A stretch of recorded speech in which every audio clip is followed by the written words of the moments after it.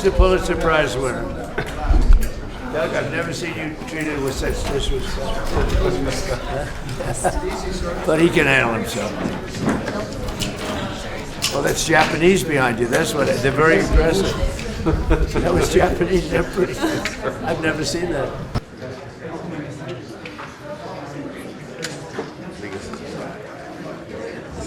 Great job.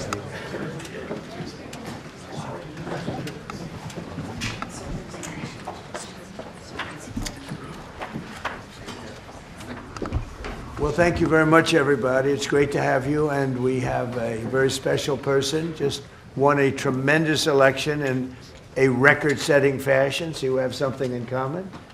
And I was very proud and honored to endorse the Prime Minister because of the fact that I felt she was really good. I thought she did a fantastic job. I respect her a lot, so I gave her an endorsement. And she had the most successful election, in my opinion, in the history of Japan, won by the most ever. So we have a very popular, powerful woman, and she's a great woman. We have a very fine relationship, and we're going to be talking about trade and many other things. And it's an honor to have you. Thank you very much. 皆様ありがとうございます。本日は非常に特別な方にいらしていただいております。歴史的な選挙の圧勝ということで、私と共通するものがあると思います。私たちは素晴らしい絆を持っておりまして、だからこそ私の方からも応援のメッセージを出させていただきました。素晴らしい人であり、私も心から尊敬している方です。日本の歴史上最も素晴らしい選挙で圧勝したということで、人気の高い女性であり、すごい方だと私も思っております。本日に関しては貿易その他の課題について多く話をする予定です。Thank you, Donald, for inviting me to the White House today. Thank you. My visit is timely. So, given the current situation, so. Oh, please, yes, absolutely. You have a very good interpreter. Yeah. Who I've known Your friend. Who I've known for a long time. With Shinzo. Your friend. 今中東情勢も含めて、それから世界中の安全保障環境が非常に厳しい状況にあります。right now, situations in the Middle East and also the entire world, we are actually experiencing a very severe security environment. そして世界経済もかなり厳しい影響を受けつつあります。And also the global economy is now about to experience a huge hit because of this development. でも私は、世界の、繁栄とそして、平和に、貢献できる、世界中に、平和と繁栄をもたらせるのはドナルドだけだと思っています。But even against that backdrop, I firmly believe that it is only you, Donald, who can achieve peace across the world. でそのために私は、諸外国に働きかけて、しっかりと応援をしたいと思っています。And to do so, I am ready to reach out to many of the partners in the international community to achieve our objective together. 今日私はそれを伝えに来ました。So today, I came here at the White House to directly convey this message to you. そしてイランに関してはもう核兵器の開発、これは許されてはならないことですから日本も働きかけをしてきました。And speaking of the situation in Iran, Iran's development of nuclear weapons must never be allowed. And that is why we, Japan, have been urging them and also reaching out to other partners in the world. そして我が国は周辺国に対する攻撃、ホルムズ海峡の実質的な閉鎖についてもこれは非難をし、そして茂木外務大臣からもイランの外務大臣に対してもうそれをやめるように申し入れをしてきました。In addition, Japan condemns Iran's actions such as attacking the neighboring region and also the de facto or effective closure of the Strait of Hormuz. As a matter of fact, my fellow minister, Minister Motegi, Foreign Minister Motegi, also had the direct exchange with the Iranian foreign minister and urged Iran to stop such activities. Yeah, you'll let me know. You'll let me know. それでとにかく今中東だけじゃなくてインド太平洋の安全保障環境も大変厳しい中にあります。そんな中でドナルドが日本に深い信頼を寄せてくれて、で揺るぎない同盟にコミットメントしてくれていることに感謝をいたしております。And also the security environment in the Indo-Pacific region is also becoming increasingly severe. Donald, you have shown deep trust in Japan and also the unwavering commitment to the Japan-U.S. alliance. Once again, thank you very much for that. で今日は日本とアメリカが共に強く豊かになっていくための話し合いをしたいと思っています。And today, I look forward to having a discussion on how we can cooperate to make our two nations, both Japan and the United States, stronger and more prosperous. それから世界のエネルギーマーケットを落ち着かせるための提案も持ってまいりました。And I also brought specific proposals to calm down the global energy market. この後主に、経済安全保障、重要鉱物ですとかエネルギーに関する協力、そしてお互いに強い経済を作るための、成長のための話し合い、経済成長のための話し合いをしたいと思っています。Thank you, Donald. So today, I really look forward to having our discussion, particularly focusing on our collaboration in economic security in the important areas such as energy and rare earth minerals. And also, I look forward to discussing with you how we can make our two economies stronger moving forward. Thank you very much. Well, thank you very much, and you're doing a great job. Again, congratulations on the biggest win in the history of Japan. That's not bad. That's a pretty long history. That's a large nation with with a great reputation, but it's a tremendous victory. Congratulations to everybody. Very proud of you. Very proud of you. We've become friends, and I'm very proud of the job you've done. It's not easy. Any questions, please? Mr. President, are you fully satisfied with the level of support that you're getting from Japan on Iran, including around minesweepers? Well, we're going to be speaking about it today. Go ahead, you can go. 日本から、平井邸などの支援に関して、その点について今の状況に満足していらっしゃいますか？ We're doing, we're going to be speaking about it today. We've had tremendous support and relationship with Japan on everything. And I believe that based on statements that were given to us yesterday, the day before yesterday, having to do with Japan, they are really stepping up to the plate. Yes. 非常に日本政府から素晴らしい支援を受けていると思います。おとといの、コメントから、日本からはそれに対して非常に力強いメッセージを得ていると私は思っています。Unlike NATO. NATO とは全く違いますね。Please. Mr. President, do you intend to lift sanctions on Iranian oil, and do you intend to potentially put U.S. troops or more troops in the region?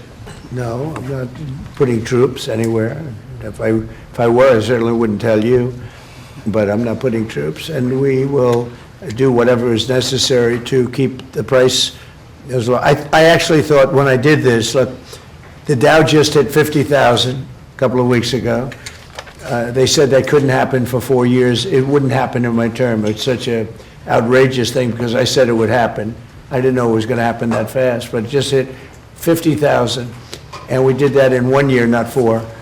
S&P had just hit 7,000. They said that was even more impossible than the Dow hitting 50, and we did that in 1 year. So it was all done. Everything was going great. The economy was great. Oil prices were very low. Gasoline was dropping to, I mean, we had $1.99, $1.85. We had great everything. And I saw what was happening in Iran, and I said, I hate to make this excursion, but we're going to have to do it.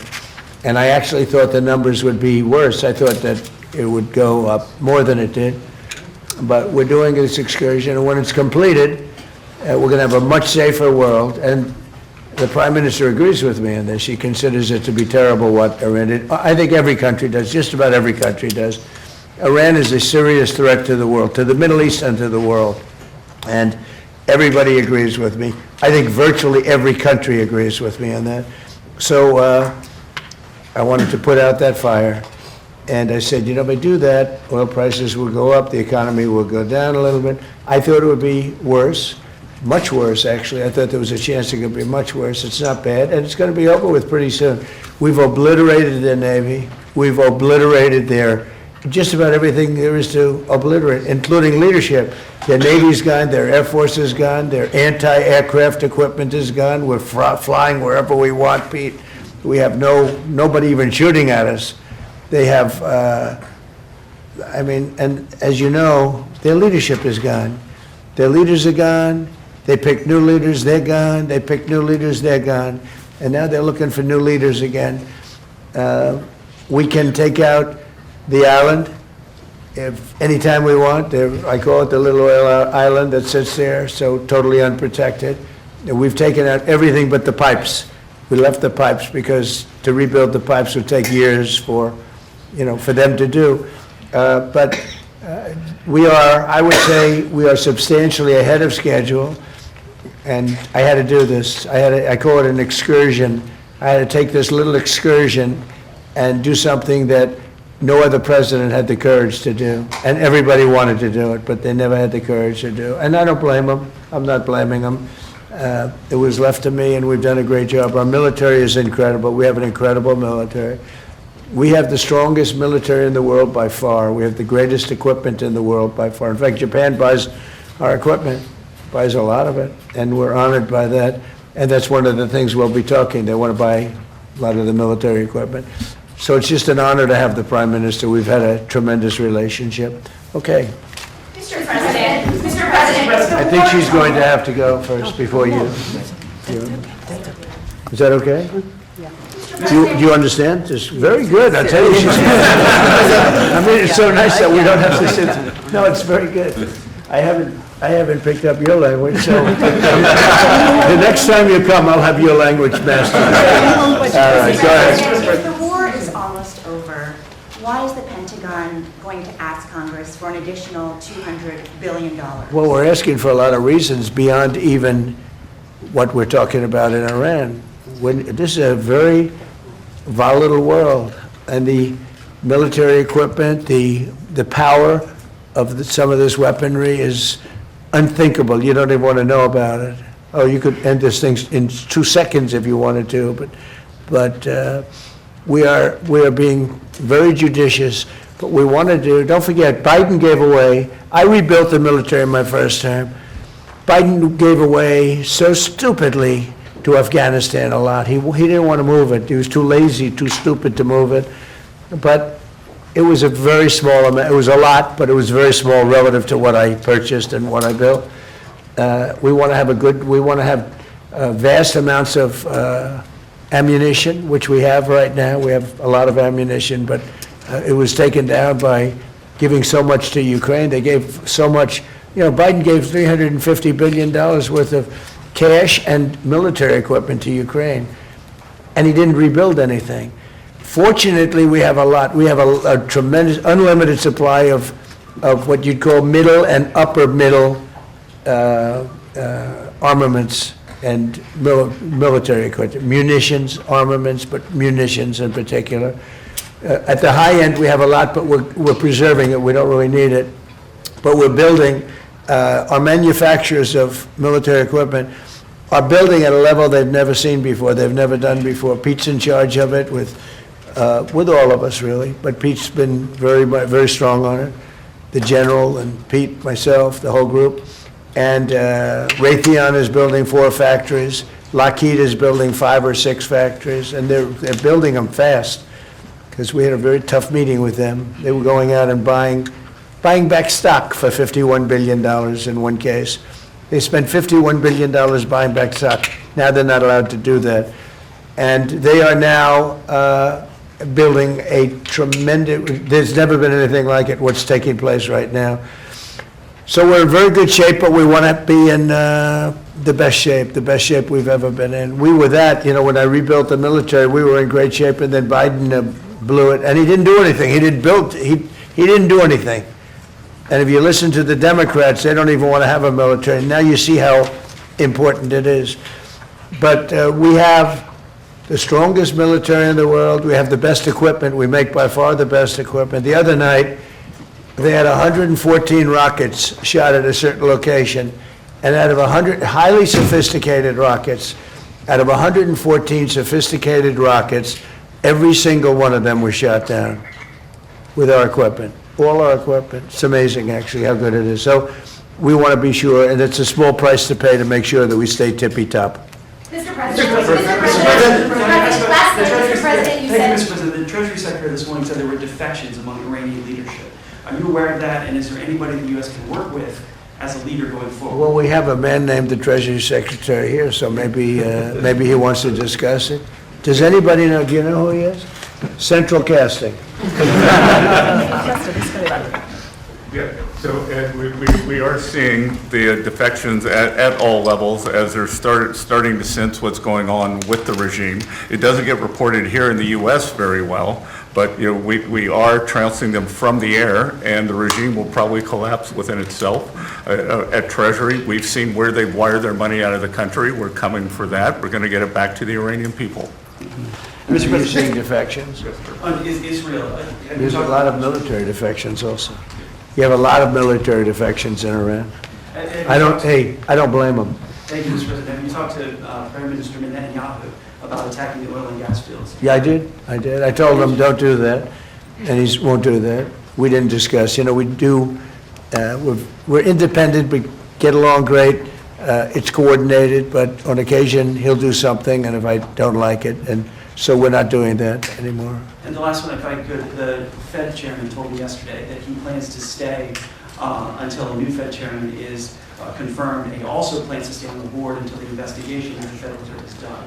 Well, he's under investigation because he's building a building for hundreds of billions of dollars more than it's supposed to cost. The building you see over there is under budget and ahead of schedule. That's the ballroom. The ballroom is a much bigger building. It's a much more complex building than what he's doing, and it's at a fraction of the cost. Something is going on, whether it's contractors. That's what I do best in the world. I build great buildings. I've always done it, and I build them under budget and ahead of schedule. They could have $4 billion. This is a renovation job for $4 billion. And if you look at the building, it's not even, I don't know if Kevin Warsh is ever going to be able to move into it. It's been under construction for years. It's the most expensive building ever built. Now, I know it's gross incompetent, because I happen to think he's grossly incompetent. Today, certainly you should be lowering interest rates, all right? Certainly, who would not lower them? But he's stubborn, and he's got Trump derangement syndrome. But a lot of people have that, you know, it's not a curable disease. But he's also building, he should be lowering rates immediately. But he won't do that, because he's a stubborn, incompetent person. And that's a bad thing, you know, when you're stubborn and incompetent. I think it's the worst combination. And he's also not a smart person. But he's building a complex over there that's under his jurisdiction. He started it, and it's out of control. It's billions of dollars for a little building. I could have done that building and made it beautiful for $25 million. $25 million, and it would have been beautiful. Look what I've done at the White House, fixing it up, and I mean, the place was in bad shape. You see the floors and everything. It was in bad shape. I could have made that building beautiful for $25 million. They're spending $4 billion. All right, so there is criminality. Maybe it's with the contractor, but because I know more about contractors than any human being maybe that's ever lived. But that contractor is a very rich man. Whoever the contractor is, and we know, but whoever the contractor is an extremely rich man. He's going to make, I mean, he could make millions of dollars. I'm hearing numbers from $3 to $4 billion. That would make it the most expensive building on a square foot basis ever built in history. And you're not even building a building, it's a renovation. The exterior skin is staying, the steel is staying, the structure. So all I want to do is bring out to the public that this guy is incompetent. He's a very incompetent guy. And he may be a dishonest guy, but somebody's dishonest, because there's no way that building can be $3 to $4 billion. Mr. President, on a straight of President. Thank you. Please. Mr. President, you just mentioned Japan. This looks like one of your people right here. Thank you. Is he good or bad? Good. Is he a good reporter or bad? You know? So. Not a, all right, he looks like a nice guy. Go ahead. Mr. President, you just mentioned Japan is stepping up. What kind of support do you expect from Japan in the future? Look, I expect Japan to step up, because, you know, we have that kind of relationship, and we step up for Japan. We have 45,000 soldiers in Japan. We spend a lot of money on Japan, and we've had that kind of a relationship. So I expect, I'm not surprised that they would step up. We don't need much. We don't need anything. I mean, honestly, we don't need anything from Japan or from anyone else, but I think it's appropriate that people step up. In the case of Japan, I hear they get more than 90% of their oil through the strait. So that's a big reason to step up. I mean, we've demolished, that country is close to demolished. The only thing is the strait. It's very hard. You could take two people and they could drop little bombs in the water and they're holding things up. We don't want that to happen. But honestly, Japan, China, Europe, parts of Europe, get a lot of their oil through the strait. We get none, practically. We're less than 1%. We don't have to be any percent. We don't even, I think we do it just to be nice. But we think of it, we don't use the strait. We're defending the strait for everybody else. And then in the case of NATO, they don't want to help us defend the strait, and they're the ones that need it. But now they're getting much nicer because they're seeing my attitude. They're getting much nicer. But it's, as far as I'm concerned, it's too late. You know, UK wants to send aircraft carriers now. And I said, I want the aircraft carriers before the war. I don't want them after the war is won. They want to send me aircraft carriers after the war. There's practically nobody to shoot at them. You know, their missile count is down, Pete. Maybe you could discuss it, by about 90-something%. The drones are way down, and the factories are being demolished. Maybe. Yes, sir. Our missiles being shot are down over 90% since the beginning. One-way attack drones down 90% since the beginning, which is a reflection of overwhelming firepower. But you mentioned the most important part, Mr. President. Their defense industrial base. If you can't make more of it in the future, then you have a limited supply. And so we're going after all of their defense contractors that make all of their exquisite weapons and ensuring that even if they wanted to rebuild more launchers or more missiles, they couldn't in the future. And that's a level of devastation for their military that they've never seen before. So we have, in literally 2 weeks, we've demolished their Navy, their Air Force. All technology is gone, all communication is gone, and all of the leaders are gone. Other than that, they're doing quite well.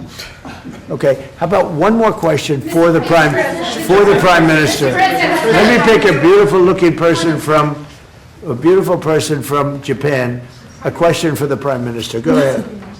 Me? Yeah, sure. Oh, he doesn't believe he's beautiful. Oh, he's sounding shy.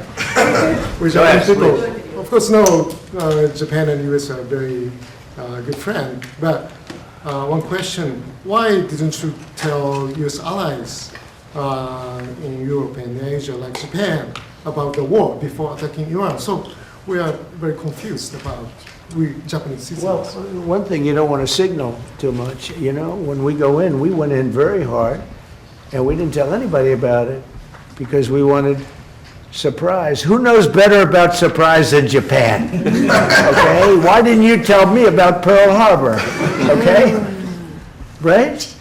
You know, he's asking me, no, you believe in surprise, I think much more so than us. And we had to surprise him, and we did. And because of that surprise, we knocked out, the first 2 days, we probably knocked out 50% of what and much more than we anticipated doing. So if I go and tell everybody about it, there's no longer a surprise, right? Okay, one more for the Prime Minister. Mr. President. Are you good for the Prime Minister? Yes, and go ahead, for the Prime Minister. Thank you very much. Japan's TJ Press.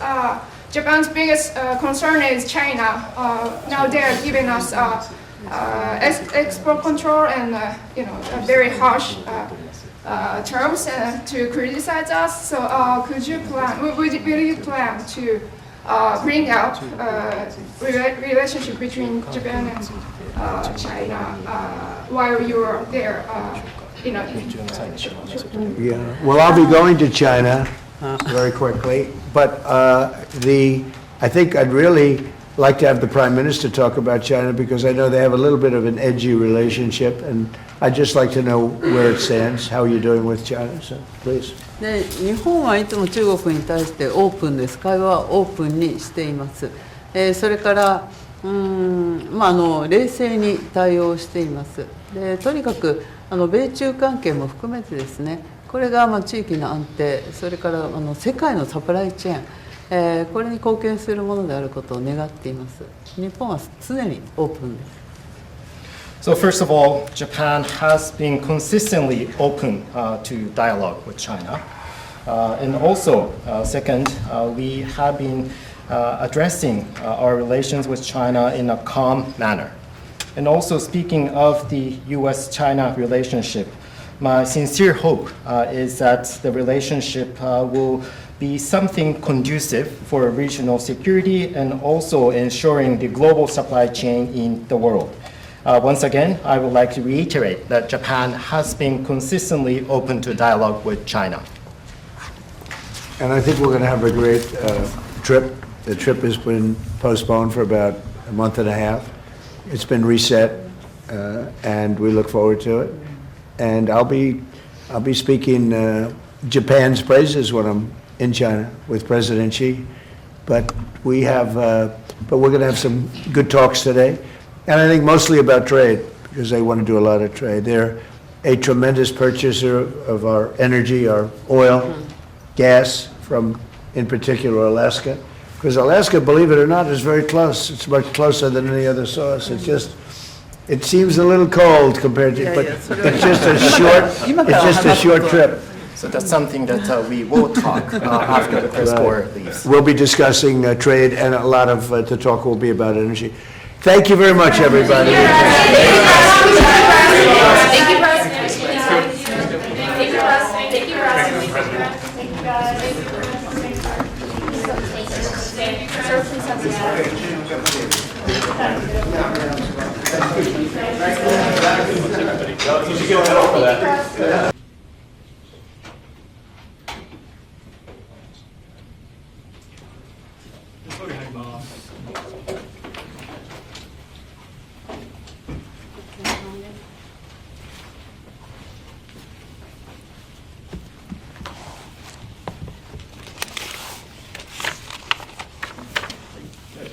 はい、総理お疲れ様です。お疲れ様です。幹事の NHK 小島です。よろしくお願いします。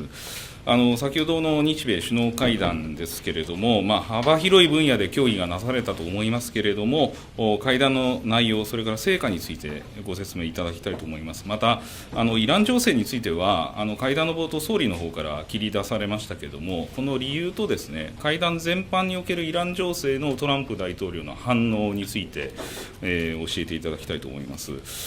さらにですね、トランプ大統領、数日前からこれ、言及しているホルムズ海峡へのこの艦船の派遣についてですね、会談で直接対応を求められたのかということ、求められたのであれば、どのような内容だったのかということと、その回答についても教えていただきたいと思います。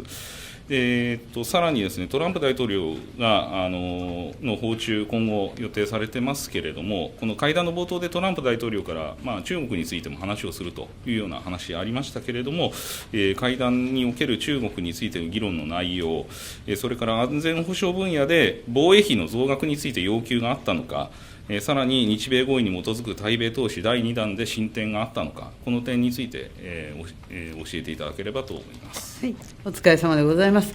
まずはイラン情勢について、申し上げます。私から事態の早期、沈静化の必要性をはじめとする、我が国の考え方をしっかり伝えました。で、ホルムズ海峡における航行の安全で、エネルギーの安定供給を含む、中東地域の平和と安定の実現に向けて、日米間で緊密に意思疎通を続けていくということを確認しました。で、特にエネルギーの安定供給に関しましては、日本やアジアにおける原油調達を念頭に、米国産エネルギーの生産拡大に日米でともに取り組んでいくことを確認いたしました。また、私からトランプ大統領に対しまして、日本において米国から調達する原油を備蓄する、共同事業を実現したい旨を伝えました。これは調達先の多様化というのは、日本、そしてアジアのエネルギーの安定供給、これにつながっていくということからです。で、続きまして、重要鉱物やエネルギーなどの経済面について議論を行いました。で、重要鉱物につきましては、具体的プロジェクトに関する協力や、南鳥島周辺の海域にありますレアアースデーを含む海洋鉱物資源開発に関する協力などに関する3つの文書を取りまとめることができました。エネルギー分野では、小型モジュール炉 SMR の建設を含む戦略的投資イニシアティブの第2陣プロジェクトについて発表をしました。国際的な電力需要が急速に増大する中で、また中東情勢を含む現下の状況に照らしまして、非常に重要だと考えております。で、中国や北朝鮮をめぐる諸課題についても議論を行いました。で、今後も日米で緊密に連携するということを確認しました。そしてトランプ大統領からは、拉致問題の即時解決に向けての全面的な支持を得ました。また、自由で開かれたインド太平洋、ホイップをともに力強く推進していくことを確認しました。さらに安全保障分野でございますが、日米同盟の抑止力、対処力の強化のため、ミサイルの共同開発、共同生産を含め、幅広い安全保障協力を進めるということで一致しました。で、国際情勢が激動し、不確実性が増す中で、日本の国益を最大化するためには、強固な日米同盟が不可欠でございます。で、今回の会談を通じまして、経済安全保障で、安全保障など、幅広い分野におきまして、同盟の質をさらに高める、多くの具体的な協力を確認することができました。今後もですね、トランプ大統領とともに日米同盟のさらなる高みを目指してまいります。よろしいですか。総理、じゃあ質問だけ。よろしいですか。時事通信内調です。はい、今日はどうもありがとうございました。ありがとうございました。今の質問の中、お答えの中でございました北朝鮮の拉致問題に関しまして、トランプ大統領から全面的な協力が得られるということなんですけれども、トランプさんの方からですね、例えば北朝鮮に直接働きかけるでありますとか、以前には直接訪問されたこともございました。今後のトランプさんの北朝鮮に対する働きかけについてのやり取りというのはございました。はい、外交上のやり取りで、詳細には申し上げられませんけれども、私自身がキム・ジョンウン氏とですね、直接会う、その気持ちが非常に強いということもお伝えいたしました。そういったプロセスについて、話し合いをしたということです。いろいろ協力をしていただけるということでございます。確認で終わります。だけ。艦船の派遣についてはどうだったか。はい、機微なやり取りではございますけれども、やはりホルムズ海峡の安全確保、ということは非常に重要だということでございました。ただ日本の法律の範囲内でできることとできないことがございますので、これについては詳細にきっちりと説明をいたしました。はい、じゃあ終わります。はい、お疲れ様です。お願いします。